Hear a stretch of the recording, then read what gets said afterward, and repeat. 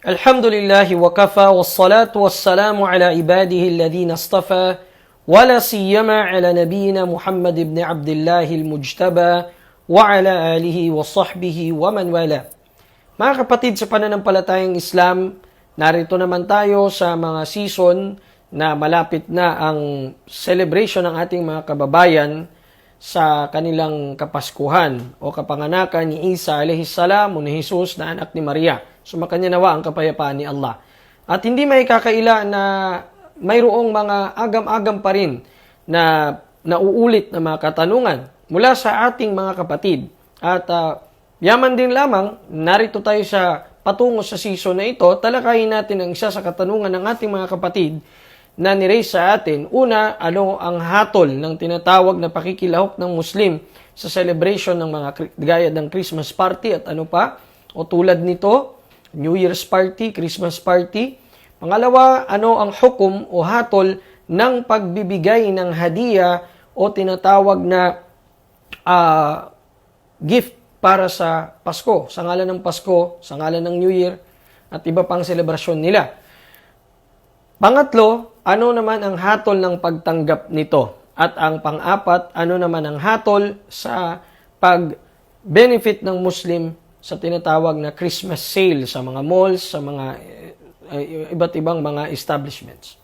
Ngayon po ay talakayin natin una, ang tinatawag na Kapaskuhan ay nagmula sa isang innovated o bagong gawa-gawa na selebrasyon mula sa mga Nasrani o sa mga Kristiyano. At mismo sila ay nagtatalo-talo sila kung kailan o anong petsa ay pinanganak si Jesus, anak ni Maria, sumakanya naman ang kapayapaan. Ang propetang iyon, kailan pinanganak at wala pong ni isang sita sa kanilang libro na nag-uutos sa pagsiselebrate o pagdiriwang nito. Kaya po, tayong mga Muslim ay pinapalayo ni Allah na huwag natin silang gagayahin sa anumang mga ibadat nila o pagsamba nila o sa anumang mga pagdiriwang nilang hindi na naaayon sa batas natin. Sinabi ng propeta Muhammad sallallahu alaihi wasallam, "Man tashabbaha biqaumin fahuwa minhum." Ayon sa riwaya ni Imam Muslim o sa kanyang pagkakaulat, sinabi ng sugo ni Allah sallallahu alaihi wasallam, sino man ang gumaya, sumama sa gawain ng ibang kaum, ibig sabihin ng mga kaum o mga nayon na nasa labas ng Islam, ay kabilang siya sa kanila. Ganon din nang binigay ni Allah ang sifa o ang tinatawag na description sa mga tinatawag na mananampalataya sa Kanya, ay tinawag niya silang alladhina la yashhaduna az-zur walladhina la yashhaduna az-zur. Doon po sa chapter Al-Furqan, verse 72 ng Quran Al-Karim, ay yung mga hindi nila sinasaksihan ang tinatawag na zur o yung mga pagsisinungaling. Ang binigay na paliwanag o exegesis ni Imam Mujahid rahimahullah sa aya o sa naturang verse, sabi niya, "Walladhina la yashhaduna az-zur" ay la yahduruna ila aw fi a'yadihim. Hindi sila ay yung mga tunay na mananampalataya kay Allah at sumusunod sa sugo sallallahu alaihi wasallam, hindi sila sumasali sa mga kapistahan o pagdiriwang ng mga hindi mananampalataya. Nangahulugan, ito po ay haram, ipinagbabawal sa atin ang makilahok at makipagtulungan sa anumang paraan sa pagpapalaganap ng pagdiriwang na ito. Gaya ng Pasko, New Year, Valentine's Day at ano man dyan na wala sa ating pagdiriwang. Sapagkat meron lamang tayong dalawang major na pagdiriwang, ang Eidul Adha at Eidul Fitr. Eidul Adha or the Festival of Sacrifice bilang commemoration sa ginawa ni Propeta Ibrahim a.s. at tinagubilin ng Propeta sallallahu alaihi wasallam ni Propeta Muhammad, at ang Eidul Fitr naman o kapistahan ng pag-break ng fast tuwing matatapos ang buwan ng Ramadan. Sabi ni Umar ibn al-Khattab radiyallahu ta'ala anhu, "La tadkhulu 'ala al-mushrikina 'inda a'yadihim fa inna sakhatallahi yanzilu 'alayhim." Sabi ni Umar ibn al-Khattab, ang pangalawang caliph o khalifa ng Propeta Muhammad sallallahu alaihi wasallam, o mga Muslim, huwag kayong pumasok o makilahok o sumama sa mga musyrikin, sa mga hindi mananampalataya sa panahon ng kapistahan nila. Sapagkat ang galit ni Allah ay bumababa sa kanila sa panahong iyon. Pangalawa, ano nga ba ang hatol ng tinatawag na pagbibigay ng gift sa panahon na ito? Ang hatol po nito ay haram. Haram o forbidden sa mga Muslimin, sa ating mga Muslim, ang magbigay ng magpakikipag-exchange gift sa panahon na ito. Sapagkat ang pakikipag-exchange gift sa kanila, ayon nga sa sinabi ni Imam Ibnul Qayyim rahimahullah sa kitab o aklat niyang Ahkamu Ahli Dhimma, binanggit niya doon na ang pakikipag-exchange gift sa kanila sa panahong ito ay pagsasabi o pag-iikrar, pagkukumpisal na tama ang kanilang akida at binababa mo ang Islam. Tama ang kanilang pananampalataya at mali ang Islam. Pangatlo naman, ano ang hatol ng pagtanggap ng regalo mula sa kanila? Nababahagi ang ating mga ulama sa dalawa. Mayroong nagsasabing, pwede nating tanggapin ang kanilang mga hadiah, wag lamang o mga gifts sa panahon ng Kapaskuhan o New Year o anumang celebration nila, basta't wag lamang yung mga kinatay nila, kagaya ng mga baka, kambing, kinatay sa pangalan ng kapistahan nila. Dahil ang Propeta Muhammad sallallahu alaihi wasallam ay tumanggap ng hadiah mula sa kanila, mula sa mga musyrikin sa kanilang kapistahan. Ayon ito sa mga nagsasabing pwede. Ganon din sa mga sahabiyat na kagaya ni Aisha radhiyallahu anha at sa sahabi na si Amir ibn Uqbah na si Abi Barzat al-Aslami, na sinabi niya na ito ay allowed o pwedeng tumanggap ng hadiah mula sa mga hindi mananampalataya, wag lamang ang kanilang mga na-slaughter, nakatay sa panahon ng kapistahan nila. Subalit, yung sanad ng dalawang athar na ito na nabanggit ay hindi sahih ayon sa mga ahlul ilm. Ayon sa ating mga ulama, hindi ito correct ang sanad nito. Pangalawa ay ang stand ng mga scholars natin na hindi maaari natanggapin ang anumang hadiah, ang anumang gift ng mga musyrikin sa ngalan ng kanilang selebrasyon.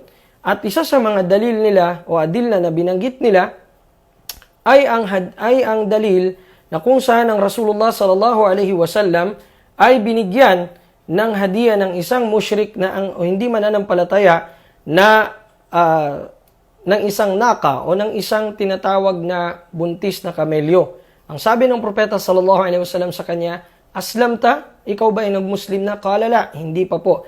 Qala inni nuhitu an zabadil musyrikin. Pinagbawal sa akin ang anumang bigay ng mga hindi mananampalataya. So ito ay sa riwaya ni Imam Ahmad, ni Abu Dawud, ni Tirmidhi at ito ay sahih. Magkagayon man mga minamahal nating na mga taga-subaybay dahil nagkakaiba ang mga ulama dito sa tinatawag na hukom nito, ang pinakamainam o safest na gawin al-imtina ay huwag tayong tumanggap kapag klaro na sa ngalan ito ng kanilang pagdiriwang upang hindi natin maibaba ang ating relihiyon, upang hindi natin maibagsak ang ating relihiyon na iisipin nilang tama nga sila dahil nakikipagdiwang o natutuwa ka rin na tumanggap mula sa kanila. At ito rin ay kabilang sa pagtataawon o pakikipag-cooperate sa kanila sa kasalanan dahil sila ay matutuwa na tinanggap mo ang hadiah nila, nangangahulugan ay binaba mo ang Islam sa panahong iyon, kapatid. Upang makaiwas ka, khurujan min al-khilaf, makalabas ka sa pagkakaiba o sa pag-iiba ng mga opinyon ng mga ulama, ay safe na lumabas ka na rito dahil hindi naman kakulangan sa iyo o kabawasan kung hindi mo tanggapin ang hadiah na binigay nila. Kagaya na lamang halimbawa ng bonus, kung sa ngalan ng Christmas bonus, huwag mo itong tanggapin. Subalit kung nilagay lamang doon ay zahir bonus, huwag mo nang isipin kung ito ay para sa selebrasyon nila o ano, kunin mo na tanggapin mo dahil hak mo ito o karapatan mo ito bilang isang employee na nagtatrabaho sa isang kumpanya na kung saan ang mga boss mo ay hindi Muslim. Kasunod dito, kapatid, ano ba ang hukom o hatol ng Christmas sale na tinatawag? Maaari ba tayong makisali sa Christmas sale o hindi?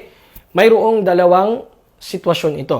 Unang sitwasyon, sabi ng ating mga ulama, kung ang Christmas sale na ito na kung saan ka makikilahok, kung saan ka bibili, ay ikakalakas ng kanilang pagsiselebrasyon, ikakataas ng bandila ng kanilang pagdiriwang sa shirk na ito, ay bawal kang makipag-Christmas sale doon o sumali doon o bumili doon sa ngalan ng Christmas sale. Subalit, sa pangalawa, kung ang iyo namang pagpunta doon ay hindi naman dahil sa upang lumakas ang kanilang pagdiriwang at hindi naman ikakalakas ng pagdiriwang nila, bagkos ang sa iyo lamang ay ang mga mababang presyo sa panahong iyon, upang makabili ka sa sapat na perang nasa iyo, wala pong problema dito. Basta't hindi ito ikakahimok at ikakalakas ng pagdiriwang nila. Meron pa tayong nakaligtaan at walang iba ito kundi ang pagbati sa kanila o pagtanggap ng pagbati nila. Pwede ba tayong makipagbatian sa kanila? Merry Christmas o sabihin natin thank you, salamat o ano ba? Pwede ba tayong happy holidays? Pwede ba ito o hindi? Nasa kitab o aklat ni Imam Ibnul Qayyim pa rin, rahimahullah, na ang pamagat ay ahkamu ahli dhimma o mga hatol patungkol sa mga hindi Muslim na nasa pangangalaga ng Islam, haram o bawal tayong mag-greet sa kanila o bumati sa mga hindi Muslim sa kanilang mga pagdiriwang at bawal din tayong magbigay ng pagbati sa kanilang pagdiriwang. Bagkos, gaya ng bansa natin na kung saan napakarami nilang mga hindi Muslim, lalo pa mga Kristiyano ang narito, kung i-greet kanila ng Merry Christmas o Happy Holidays, ay sabihin na lamang natin sa kanila na maaring mag-explain ka sa kanila upang paraan ng da'wa ito, sabihin mo, naway gabayan ka ni Allah, ito po ay bawal sa amin, hindi kami nagse-celebrate nito, maaari siyang magtanong. At kung sa madalian ay huwag ka nang sumagot, o hindi kayo sabihin mo lang, gabayan nawa tayo ni Allahu Ta'ala. Sana po ay naging malinaw sa inyo ang mga ahkam nito, at pakaisipin natin na ang ating relihiyon ay relihiyon ng izzah at ng karama. Ito ay relihiyon ng tinatawag na karangalan at relihiyon ng lakas. Maging malakas tayo sa pamamagitan ng kitab at ng sunnah at maging marangal tayo sa pamamagitan ng pagpraktis dito sa pagpapraktis o pagpapalumuti sa ating gawa sa sunnah ng Propeta Muhammad sallallahu alaihi wasallam at lumayo tayo sa panggagaya sa mga kuffar at pakikilahok sa kanila upang hindi tayo kapuutan ni Allah. Sabi ni Allah sa Quran, "Wala tarkanu ilal ladina zalamu fatamassakumun nar." Huwag kayong kumiling at sumama, makilahok doon sa mga alladina zalamu, o yung mga nagsipagkufur, nagsipagdisbelieve at nagsipagtambal kay Allah, sapagkat tulad nila, kayo rin sa araw ng pag-upo may kakainin ng apoy. Wal-iyadhu billah. Maraming salamat. Jazakumullahu khairan sa inyong mahusay na pagsubaybay. Wa sallallahu wa sallim wa barik ala nabiyyina Muhammad wa ala alihi wa sahbihi ajma'in. Walhamdulillahi rabbil alamin.